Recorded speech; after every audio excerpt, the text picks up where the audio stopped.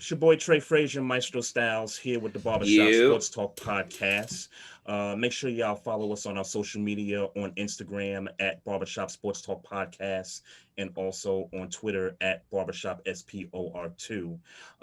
We got a special guest in the building. She's a Carolina Panthers beat writer. Her name is Sheena Quick. Sheena, welcome to the show. We appreciate you joining us for a few minutes. How's everything going? Everything is good. Thank you guys for having me.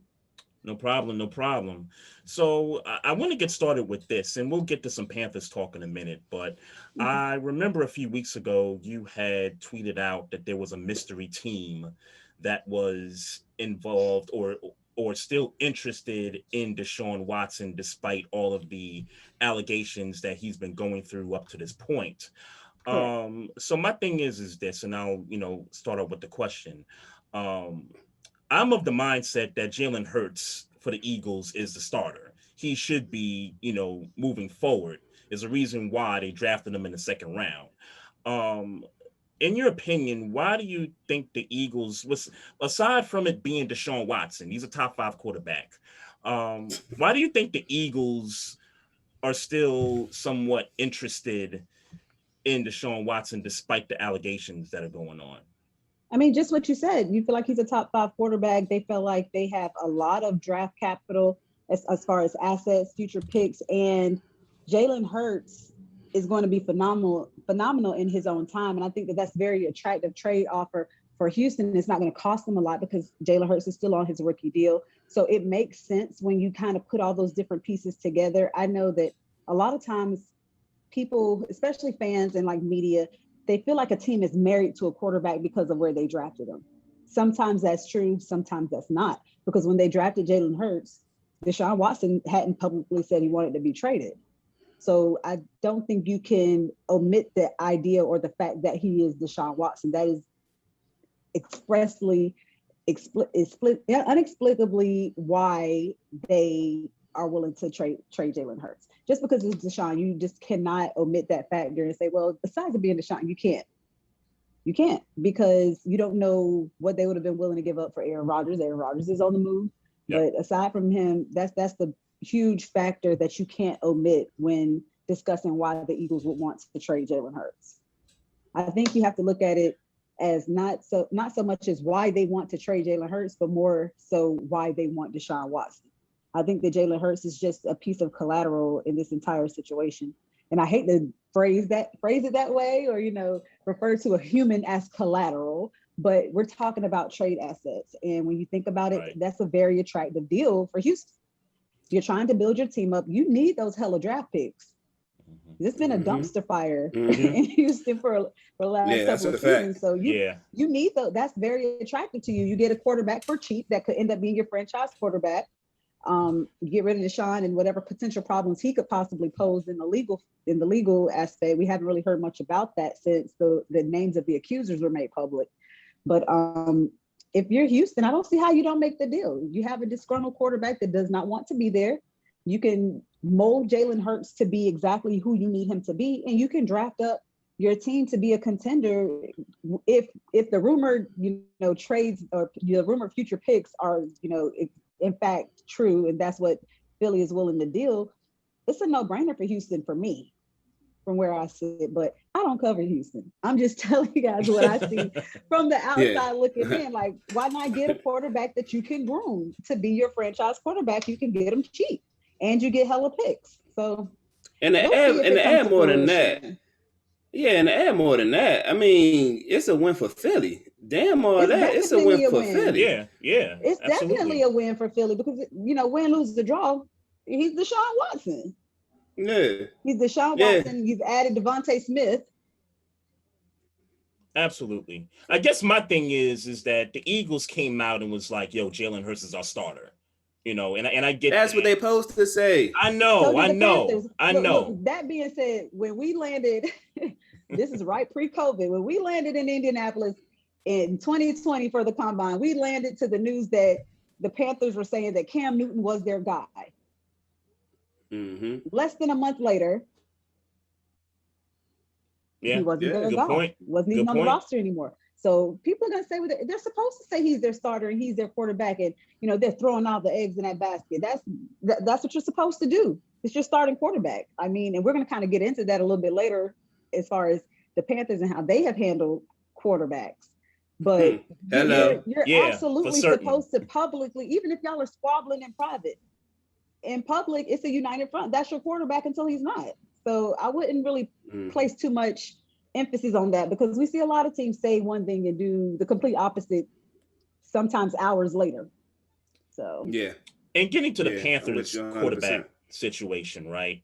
Why do you feel like they decided to move on from Teddy Bridgewater? Because I thought Teddy Bridgewater did a pretty good job, despite the injury to Christian McCaffrey.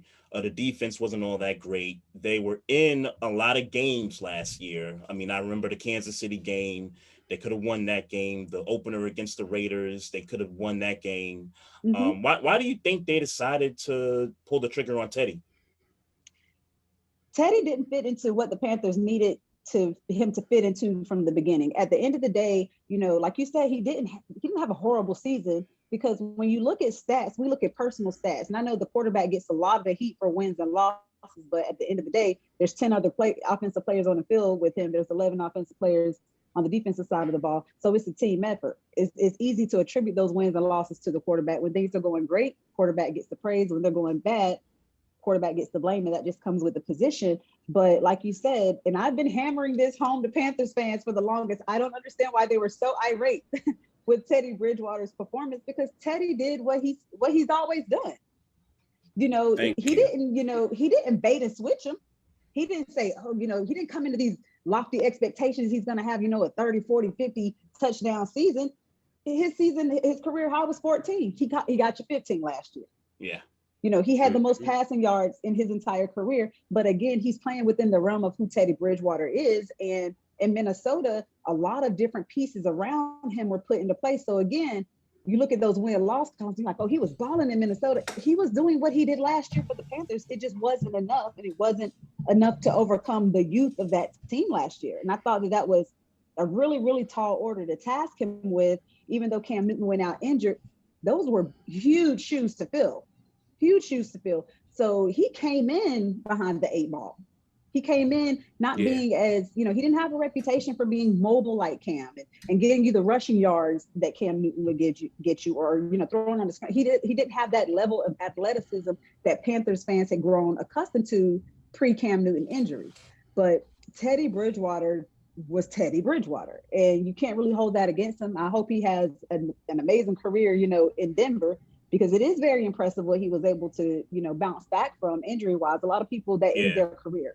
It's very impressive, but I think that Panthers fans, their expectations were a little too high just because, Cam was out the door. And unfairly to Teddy, people are going to always tie those two together, because they gave Cam Newton permission to seek a trade and then sign Teddy Bridgewater either later that day or the next day. So those two are going to be tied together and compared anyway, even though they're two entirely different types of quarterbacks.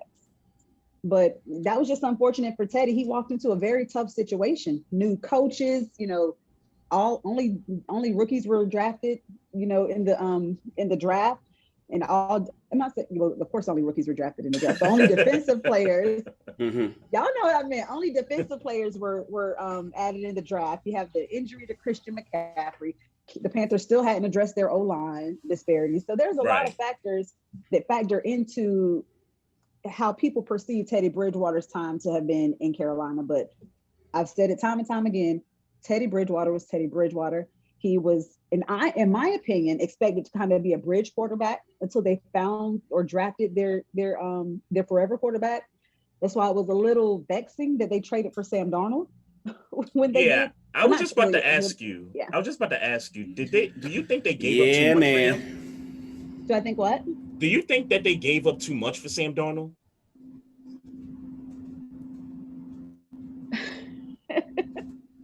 They shouldn't have got Sam Darnold. Man, what? They left you speechless, huh?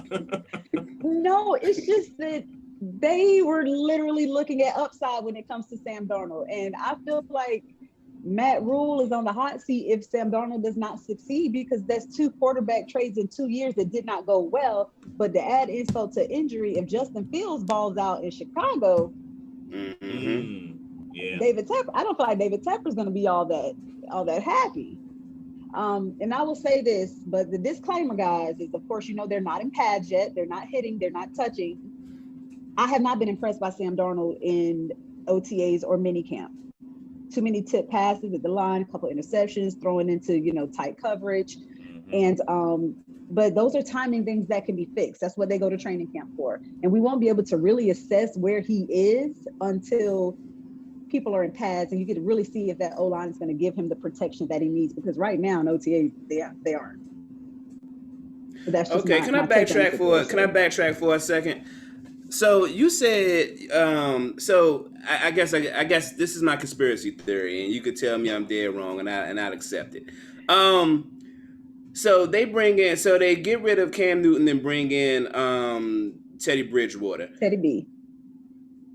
So do you think that, and obviously you're closer to it than I am, do you think they brought in token black quarterback to kind of keep fans interested, because black quarterbacks stereotypically can run and they're a little more exciting per se, stereotypically? Do you think that they brought in Teddy Bridgewater because of that token experience, because they knew what was going to happen with Cam Newton, or they had they read the tea leaves of what was going to happen with Cam Newton? No, I don't. I don't think race played a factor, because like you said the stereotype is that they're exciting, they're electrifying. Teddy Bridgewater is safe. Mm-hmm. He's a safe quarterback. He's not going to take too many risks. I mean, at the times that he did, it was catastrophic. I know everybody remembers that Green Bay game where he tried to bloop and he fumbled, and that just changed the whole trajectory of that game. They should have won that one too. But no, I don't. I don't think the race really played a factor. I think it was more so his ties to Joe Brady. The fact that they had worked together in New Orleans. So I think that was more so a factor in the decision, way more than, being a token black quarterback. Because again, athletically, they're very different. Socially, Cam Newton and Teddy Bridgewater are very different. Now, Cam, for the large part of his career, he's always been politically correct when it comes to race issues. Teddy Bridgewater, although he's not outspoken and as much as an extrovert as Cam was, you knew where he stood on social issues and he did not back down. So it was just 2 entirely different personalities. The media loved Teddy Bridgewater, and Charlotte media, as I've said time and time again, there's people in parts of Charlotte media that I felt just didn't like Cam Newton. I mean, they were still talking about him this season, even though he's in New England. So I think that Teddy Bridgewater was safer than Cam Newton in terms of like the personality wise, because not for nothing, when Fitzpatrick, you remember when Fitzpatrick wore Deshaun's his drip, post-game drip, and everybody was like, oh my God, it's so cool. Yes. Cam Newton gets criticized for dressing how he wants to dress. Like, there is definitely a different set of standards when it comes to black quarterbacks versus white quarterbacks, because as the face of your franchise, they feel like you're supposed to fit into a certain mold. Cam Newton did not do that. He started growing his dreads. He started growing his dreads. He is unapologetically himself. He's going to wear what he wants to wear. If he scores, he's in your face. He's cocky with it, but he was backing it up for a large part of his career. So there's just 2 totally different players and men. Not a knock on either one, but they're just 2 totally different personalities, to the point where I don't think that Teddy could slide in as a token, because he was, other than race, he's completely different from Cam Newton. It's interesting you say that about Teddy Bridgewater, because I never heard him say anything. So it's interesting that you have that perspective, obviously from covering him. But I don't know what his stance is on anything. So you just gave me game. He's very Black Lives Matter. He's not rah-rah in your face with it, but he doesn't run from the question. The question is going to be asked. Right. He doesn't run from the question. He doesn't run from the issue. He does not separate himself from other Black people because he's an athlete. And not to say that Cam does. Yeah, not to say that Cam does. I'm just saying that these are the things that I witnessed from Teddy, more so from instead of like an anti-Cam Newton stance. And that's how the Charlotte media played it a lot. They were, oh, Teddy's a team first guy, unlike Cam who needed attention. Like there were so many digs continued to be taken at Cam Newton, even though he was minding his business. Yeah, So I mean, it's I would never tell Cam Newton to not be who he is, but I mean, I'm sure he know at this stage of his life that that's what come with it. But yeah, I mean, I think so because he catches slander from everywhere, and I don't think you've ever really seen Cam Newton take a shot back. People don't ever talk about that, but he doesn't. You've never really seen him take a shot back. He's still getting dogged for being emotional and walking out of the Super Bowl, the post Super Bowl presser, when he had just lost the biggest game of his life. Right. So, again, there's just such a super short leash on Black quarterbacks athletically and personally in the media. And it is what it is. It's unfair. I hope that as we start to see more Black faces in the front offices and on the sidelines, hopefully that's a narrative that can change, because it's definitely a top-down approach. If you think about it, how many Black offensive coordinators are there? Not a lot. There's two. Not a lot. One of them won the Super Bowl and was still mistaken for the defensive quarterback, the defensive coordinator. Even though he was, Byron Leftwich had an awesome career. Like he had a notable career. Yeah, for sure. You know what I'm saying? He had a notable from the career, area. But until you get, Black offensive coordinators, that's when you're going to see more Black quarterbacks and, just a different acceptance, because it's definitely top down. I mean, and even with the Black coordinators, I know we're not talking about this particularly, but that's why you don't see a ton of Black head coaches, because often that career path is offensive coordinator to head coach, because everybody's talking about the brilliant offensive minds. Hell, Joe Brady was getting head coaching interviews. And Sheena, this is one of the reasons why, and we talk about this on the podcast a lot, I'm looking for Black ownership in the NFL in terms of owning a franchise. And I understand that there's not a lot of us that have the bag to really go get a franchise. It's going to take a group of people to form an investment team to do so. But they tried to. Yeah, I'm waiting for that day. I'm waiting for that day. They tried to when it came to the Panthers. But again, like you said, you got to pay. You got to be able to pay to play. But you also have to be approved. Be inducted into the boys club. Yep. You have to be approved. Like, of course, everybody saw the particulars of when David Tepper brought the team, but it wasn't until the league spring meetings that he got the confirmation that, they voted to approve his purchase. So again, it's a top-down thing, man. And I know we were talking about Teddy and talking about Black quarterbacks, but that all just goes hand in hand. It all goes hand in hand, yeah. Until you see that top down, you're going to continue to see people talk trash and demean Black quarterbacks. I mean, for what you said, Deshaun Watson's one of the top 5 quarterbacks in the league, and he's very knowledgeable. He can read coverages in an instant. He's very knowledgeable. But that didn't stop a Houston superintendent from talking trash about Black quarterbacks and their ineptitude to learn. Like, he forgot that he even posted it. Right. Like, what was it? It was saying, like, if you want such and such, then don't get a Black quarterback. Like, if you want intelligence or something like that, don't get a Black quarterback. I forget the exact quote. I put it in my Revolt article. Shameless plug there, but definitely check out the shameless plug all over it. We here for that. Shameless plug all over the joint. Yeah, I did a story called "The Plight of the Black Quarterback," where it delved into things like the Rooney Rule, things like lack of melanin when it comes to these head coaching and these offensive coordinator positions, and how that has affected Black quarterbacks. And I mean, honestly, I think that people can say, oh, no, that's not true, because you had was 2020 you had Lamar Jackson as the MVP, you had Patrick Mahomes as the Super Bowl MVP, and then you had Kyler Murray as Rookie of the Year.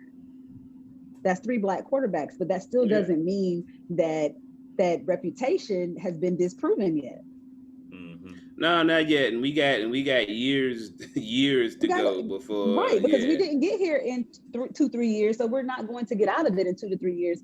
Right. But definitely need to see more Black faces on the sidelines instead of just like being a sense of defensive backs or defensive court. Like, they need to be in line for these head running back coaches.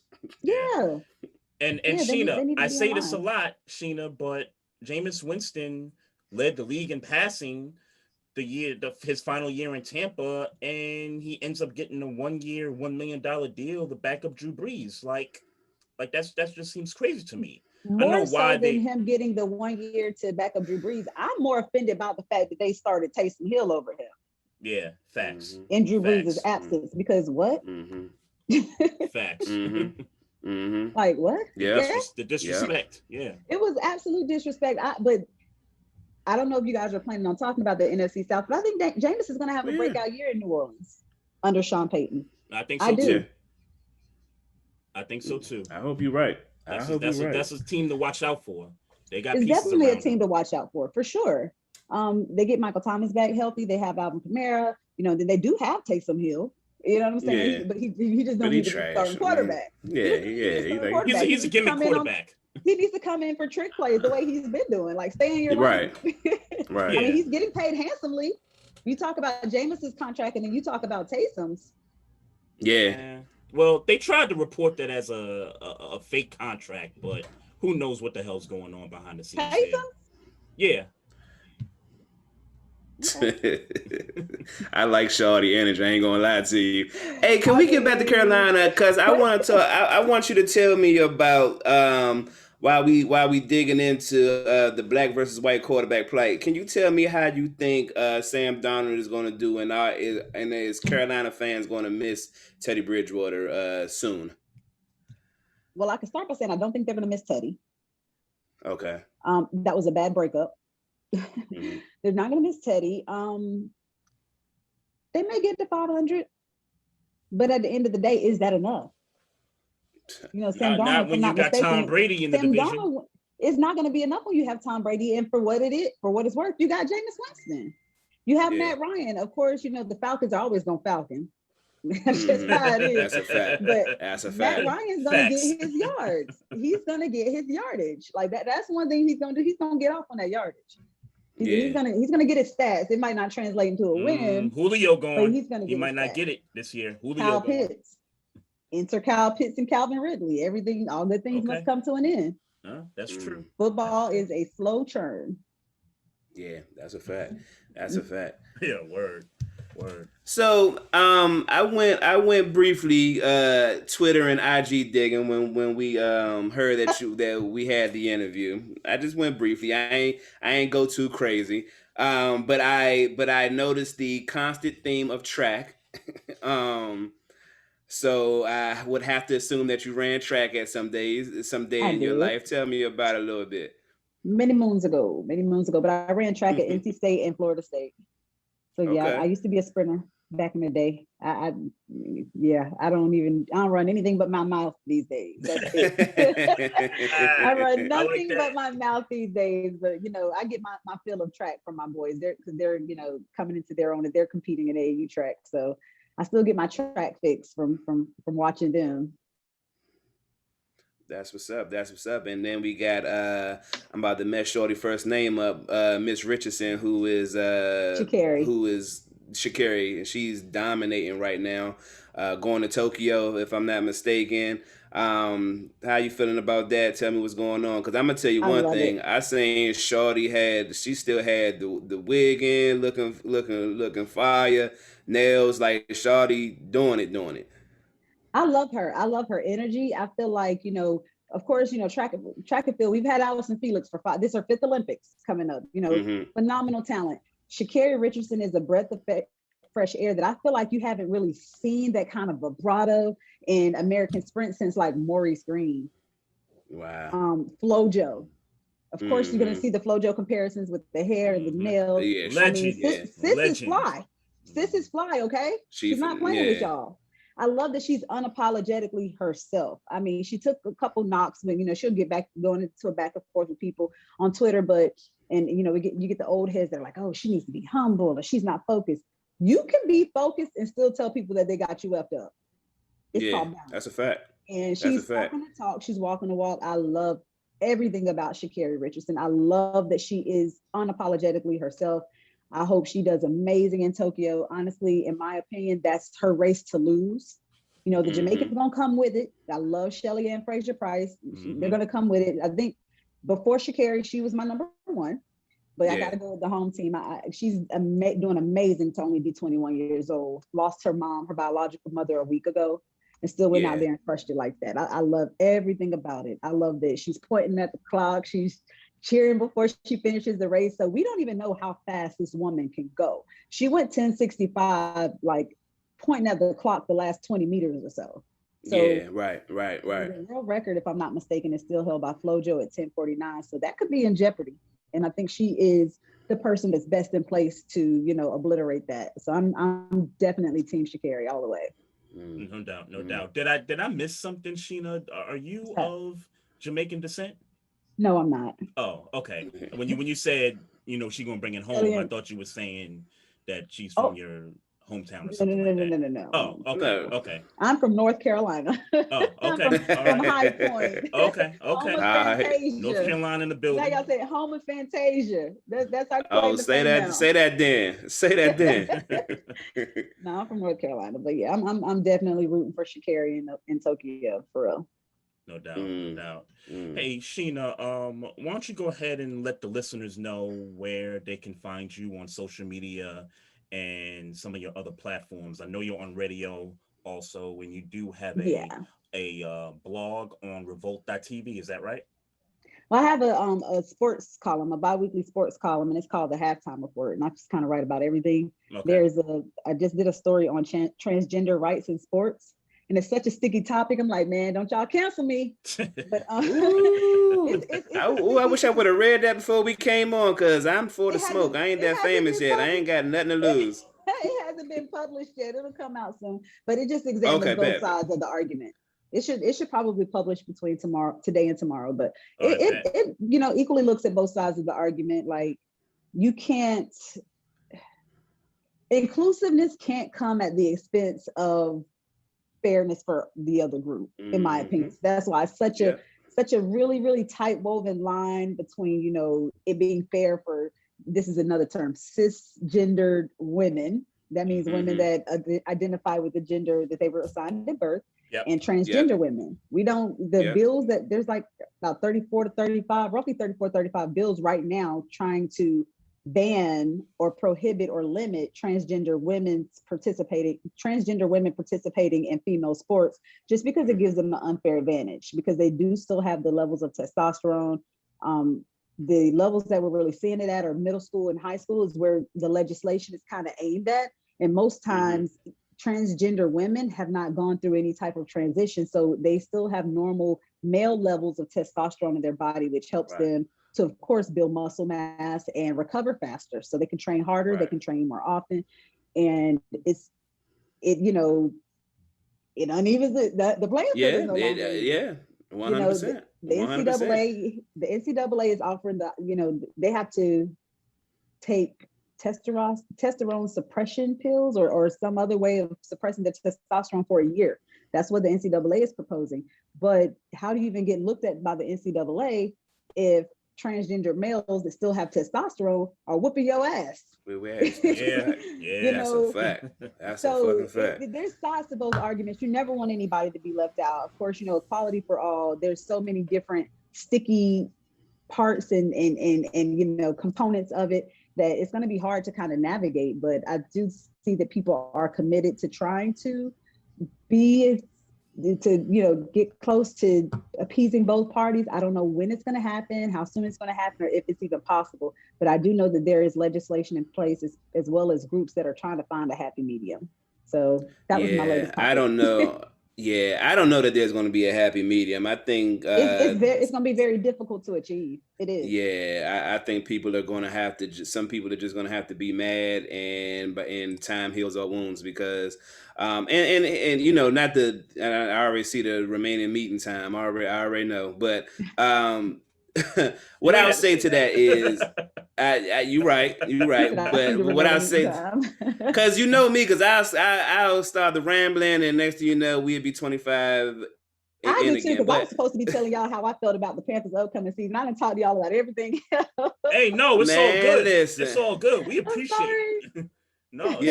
Fine. That's fine. I appreciate the organic conversation more than the scheduled conversation. So so that's where I'm at with it. But The thing is that with all this unfair advantage, not unfortunately, I guess the roles that might grow from it is that, for instance, if I'm to use the WNBA as an example, not a lot of people are viewing it, even though it's like getting better, it's like really at an all-time high right now. But God forbid, and I don't really mean God forbid, but let's say a LeBron James talent decides gets into the WNBA So in for other words, these types Joanna of Man. legends. Right, right. Imagine if that happens, and then now when you get that type of talent into the WNBA, now all of a sudden people are watching the WNBA because Joanna Man is jumping out the gym, and now nobody has to complain anymore. So I mean, so as unfair as it I will mean, be, for what it's worth, you got Brittany Griner. yeah, Brittany Griner's there, but I don't feel like Brittany Griner like going crazy though. Yeah, she don't pop off the screen like But a here's the LeBron thing, James or though: anybody if there, athletic would do. if someone like that, if there's a transgender woman that enters the WNBA, again, I think that they're going to have some type of legislation governing the levels of testosterone. Like, for instance, track is governed by World Athletics. It used to be called the IAAF. They changed the name to Yeah. World Athletics. Right now, they have guidelines where you can't have a certain amount of testosterone, like over a certain limit. And they have actually cut that in half since 2015. 2015 it was like 10 nanometers per liter. Now it's 5 nanometers per liter. You actually have a South African Olympic champion, Caster Semenya, who was fighting for 12 years. I don't know if you guys remember her. She's not transgender, but she is has like a deviation of sexual development. She's legally a woman, but she has testes. And so she also has testosterone. So Wow. she's been fighting back and forth trying to retain eligibility after she won the 2012 and 2016 Olympics. She's always kind of ineligible. They ruled her completely ineligible for middle distance because they actually have different parameters for each event, which makes sense. Yeah. So she had to move up to the 5K to try to make it to Tokyo, and she failed because that's not her event. You went from the 800 meters to the 5K.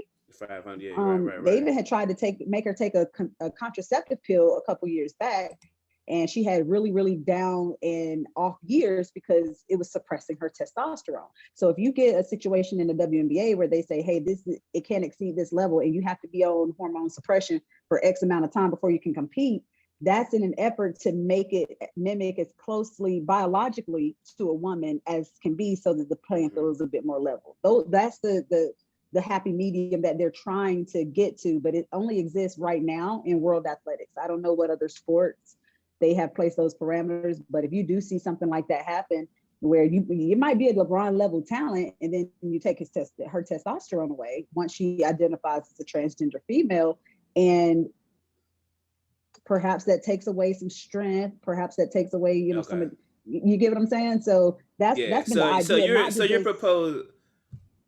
So you're proposing that there probably won't be a Joanna Man by the time they figure this all out. I definitely don't think it'll be a Joanna Man. It's not going to be like a Medea situation where somebody just puts on a dress and says, hey, I'm a girl. Right.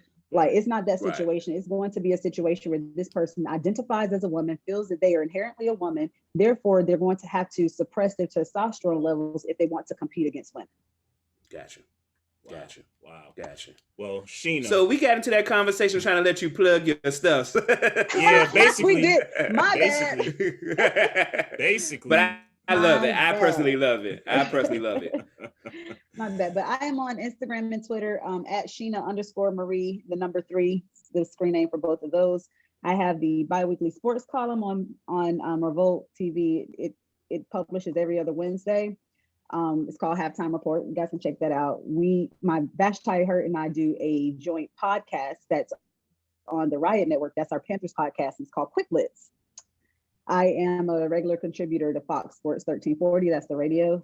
And I also have Quick Out the Blocks. That's my own personal website where I kind of just house my freelance work. So yeah. All right. That's me in a nutshell. No doubt. What's Well, up. look, Sheena, we appreciate the time. We thank you for coming on here and, giving us some gems and some information. And we definitely looking forward to that story.